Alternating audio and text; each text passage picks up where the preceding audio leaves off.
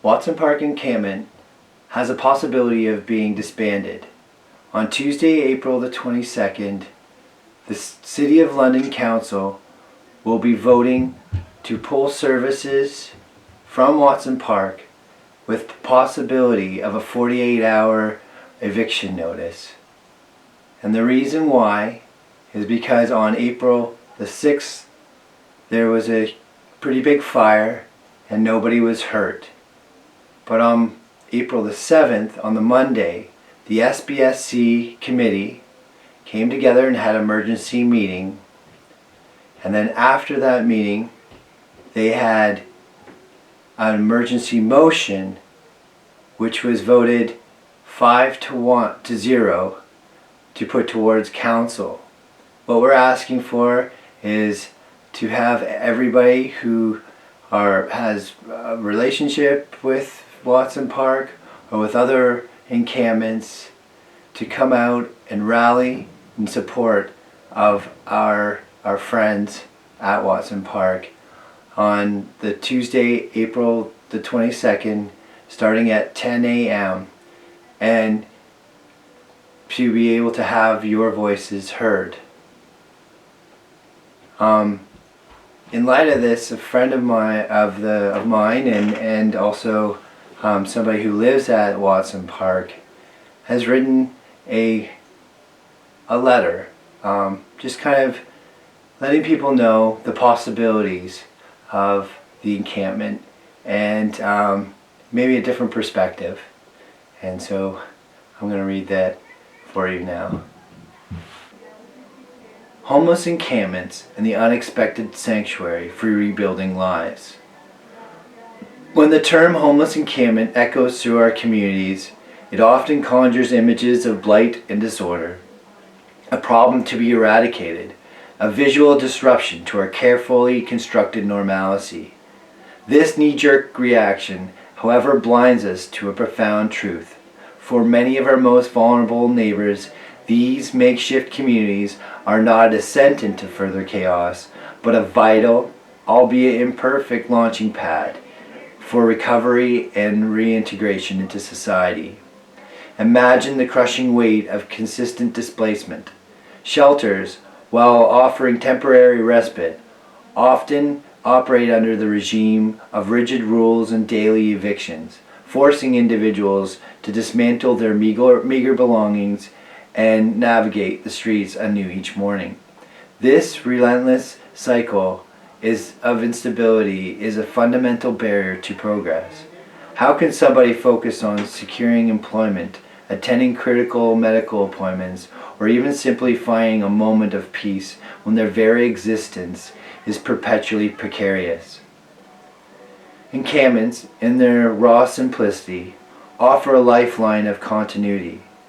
They provide a fixed point in a turbulent existence, a place to rest without the gnawing fear of daily uprooting. This seemingly small act of stability can be a crucial difference between a life perpetually in crisis and the first tentative steps towards reclaiming it. It allows for the mental and emotional space necessary to even begin to think about the future beyond the immediate survival. Furthermore, to dismiss encampments as mere collections of tents is to ignore the profound human connections and the remnants of their former lives they often contain. These are not simply individuals who have opted out of society. They are people clinging fiercely to the fragments of their past and a hope for a better future. A worn photograph, a cherished pet, a salvaged tool. These are not just possessions. They are tangible links to identity, to love, to a life before homelessness. They represent a deep-seated desire to rebuild, not to abandon. To confiscate these belongings during sweeps is not just a logical act, it is a profound emotional blow, severing vital threads of hope and connection. Consider the daily realities faced by someone trying to escape homelessness. How can they attend a job interview when they have nowhere secure to store clean clothes or shower? How can they maintain sobriety when they are consistently exposed to the chaos and despair of streets with no safe haven to retreat to? How can they care for the loyal animal companion, a source of immense emotional support, when shelters often prohibit pets? Encampments, however imperfect, offer a fragile semblance of control in an otherwise overwhelmingly chaotic reality. They provide a space to create a home, however humble, to cook a nourishing meal, to sleep interrupted, to tend to a beloved animal, to connect with others who understand their struggles to pain. These are the very foundations upon which housed individuals build their lives. Why would we deny our unhoused neighbors the same basic opportunities of stability and agency? The argument that encampments are inherently unsafe and unsanitary is often wielded as justification for the immediate dismantling. While legitimate concerns exist and must be addressed, the solution is not eradication but support and engagement. Instead of viewing encampments as toxic zones to be purged, what if we recognize them as communities in need of resources? Providing access to sanitation, clean water, mental health outreach, addiction services, and secure storage within these encampments would not only improve the immediate well-being of residents, but also create a more stable environment conducive to accessing pathways out of homelessness. Think of it as a triage.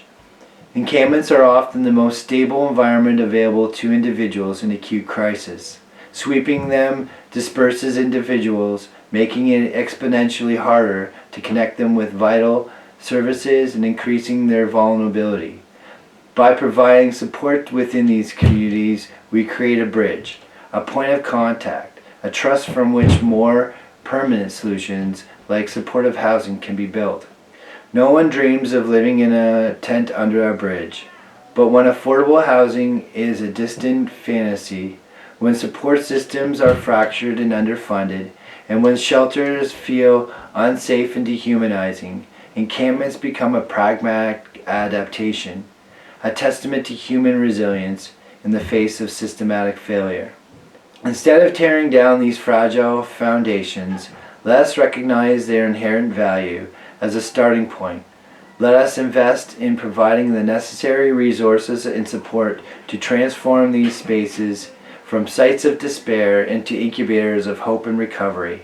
Let us meet our unhoused neighbors where they are, acknowledging their inherent dignity and their unwavering desire to rebuild their lives.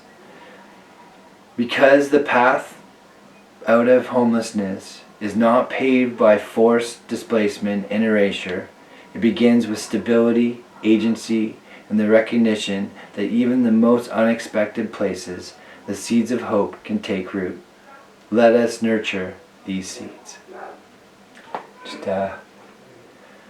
thank you for listening, and I hope we have changed maybe your perspective, and hopefully we can give these people in encampments a stable place, that they would be able to have the resources and the basic needs to